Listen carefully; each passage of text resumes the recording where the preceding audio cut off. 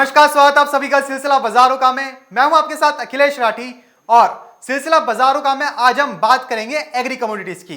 हम आपको बताएंगे कि बीते एक हफ्ते में कृषि जिंसों में कैसा कारोबार होते हुए दिखा और आने वाला एक हफ्ता कृषि जिंसों का कैसा देखने को मिल सकता है।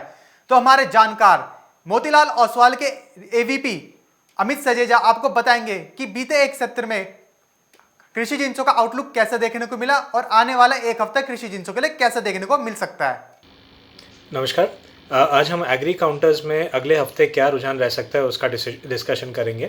तो चने से शुरुआत करते हैं। हमने देखा कि पिछला जो हफ्ता था 5150 5100 के करीब काफ़ी प्राइसेस ने सपोर्ट लिया और 5250 के करीब क्लोजिंग दी है, जो एक डिसेंट क्लोजिंग है।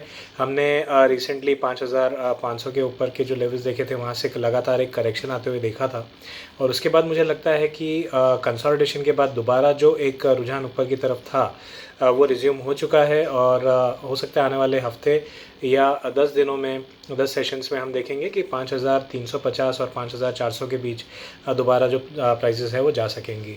जहाँ तक एडिबल ऑयल कॉम्प्लेक्स का सवाल है, बहुत ही शानदार हमने तेज़ी आते हुए देखी है, खास करके रिफाइंड ऑयल में, जहाँ प्राइसेस ने 1000 लेवल के करीब क्लोज़ दिया है।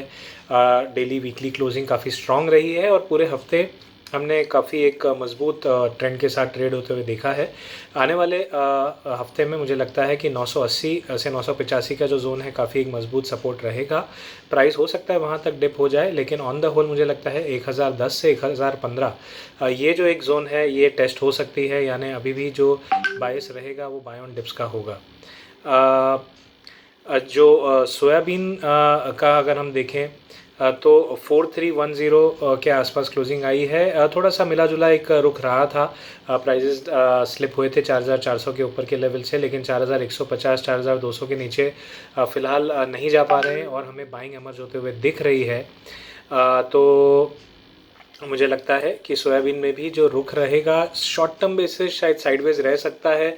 रिफाइंड ऑयल ज़्यादा तेज़ी दिखा पा रहा है, सोयाबीन कैचअप करेगा, लेकिन नेक्स्ट वीक के लिए मुझे लगता है कि साइडवेज टू हायर ट्रेंड रह सकता है, जहां पर प्राइजेस हो सकता है कि एक दायरे में रहें, लेकिन उसका रुख जो रहेगा मीडियम टर्म के लिए वो ऊपर की तरफ रहेगा।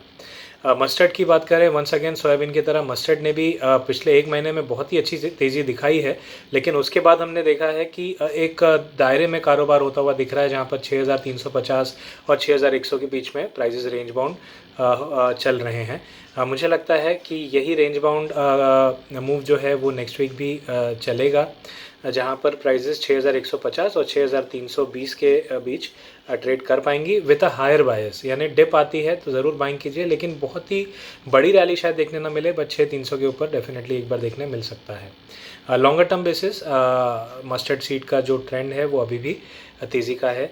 सिमिलरली हमने कैस्टर में भी अच्छी खासी तेज़ी बिल्डअप होते हुए देखी और हमने 2 सेशंस में ऑलमोस्ट 4% की तेज़ी आते हुए देखी थी।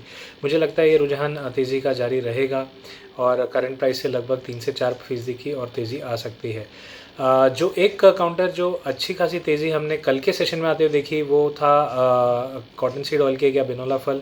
हमने देखा कि दोबारा 1780 1800 के जोन से तेज़ी आते हुए देखी है और 1910 के ऊपर के क्लोजिंग दिए हैं। मुझे लगता है कि बहुत ही अच्छी क्लोजिंग है। 1880 1870 के करीब अगर नेक्स्ट वीक में मिलता है, बाइंग अपॉर्चुनिटी प्रोवाइड करेगा बाज़ार और हम धीरे धीरे 1980 से 2000 की तरफ अग्रसर हो सकते हैं।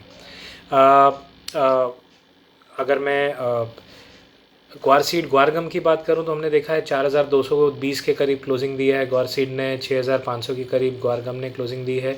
बहुत ही मिला जुला कारोबार था, लेकिन मोस्ट ऑफ द टाइम एक तेज़ी के साथ ट्रेड हुआ था बाज़ार और हम देख रहे थे कि ग्वार सीड ने 4300 के ऊपर के लेवल छुए थे, ग्वारगम भी 6650 के ऊपर निकल चुका था। मुझे लगता है कि शॉर्ट टर्म बेसिस ग्वार सीड हो सकता है 6150 के सपोर्ट को दोबारा टेस्ट करे, यानी मंडे और ट्यूसडे अगले हफ्ते में हो सकता है कि एक करेक्शन देखने मिले, लेकिन उसके बाद बाइंग अपॉर्चुनिटी मार्केट प्रोवाइड करेगा और 6350 के लेवल हमें दोबारा 4350 के लेवल हमें दोबारा देखने मिल सकते हैं।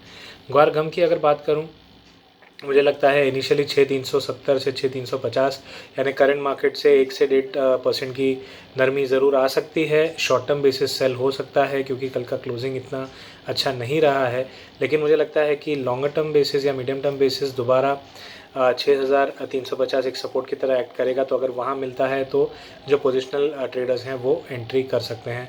मसाला पैक की बात करूँ तो मुझे लगता है काफ़ी मिला जुला कारोबार यहाँ भी देखने मिला है। धनिया में हमने शुरुआती तेज़ी के बाद दोबारा एक मुनाफा वसूली आते हुए देखी है।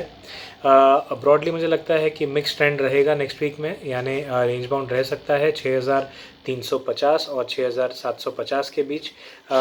लेकिन मीडियम टर्म के लिए बाय ऑन डिप्स का स्ट्रैटेजी डेफिनेटली अडॉप्ट किया जा सकता है। हल्दी में भी अगर हम देखें तो 5650 5700 के नीचे प्राइसेस टिक नहीं पाती हैं, तो वहाँ मिले तो वहाँ से एक बार दोबारा जो रुख है वो ऊपर की तरफ जा सकता है, लेकिन अपसाइड भी लिमिटेड होगा। 5850 5900 के ऊपर बहुत ज़्यादा प्राइसेस जाते हुए नहीं दिखती हैं। जीरा एक प्रॉमिसिंग काउंटर है, मुझे लगता है कि 14200 से 14100 के बीच अगर मिले वहाँ पर बाइंग की जा सकती है 14500 के टारगेट के लिए। तो जीरा में हो सकता है हमें तेज़ी का एक रुख देखने मिले। तो ये एक दौरा था एग्री काउंटर्स में अगले हफ्ते क्या रुझान रह सकता है। धन्यवाद।